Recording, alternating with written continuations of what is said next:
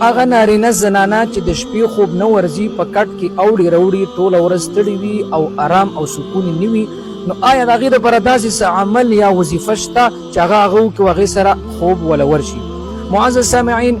ډېر ملګري اکثر تپوسونه کوي یا رابطې کوي یا موږ سره اکثر میلاو شي، یاره داسې وظیفه راکړه چې ټوله ورځ ستړي یو، د شپې په کټ کې څومره بیا خوبونه سوچونه فکرونه زموږ مخې ته کېږي، بار بار درود شریف هم وایو، هر څه وایو، تلاوت هم کوو، نفلونه مو کوو، خو لهذا هغې سره موږ ته د شپې خوب نه راځي، داسې ګنټه 2-3 زموږ ټایم ضایع کېږي. نو محترمو، تاسو له مې نن داسې بهترینه وظیفه او عمل راوړی دی، دا چې کوم انسان وکړي نو امید دی چې هغه له به د شپې خوب ورځي.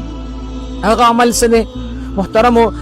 خپل یې واورئ او نورو سره هم شیر کړئ، د ثواب په نیت باندې یو مسلمان ته به فایده ور ورسي. زموږ هغه وروڼه خویندې که هغه نارینه وي زنانه وي د شپې خوب نه ورځي، نو هغه به داسې کار وکړي چې راپابه سي، اودس به وکړي، اودس چې وکړي فوراً به ورپسې یو 2 رکعته نفل وکړي، چې کله 2 رکعته نفل وکړي هغې پسې به چې کوم دی دغه دعا ده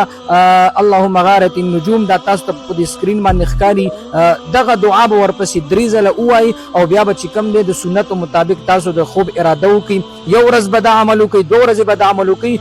نو انشاءالله امید دی دې سره به ستاسو د خوب هغه سیټینګ ترتیب برابر شي، نو بیا به چې کوم دی انشاءالله ما ته ضرور تاسو دعاګانې کوئ.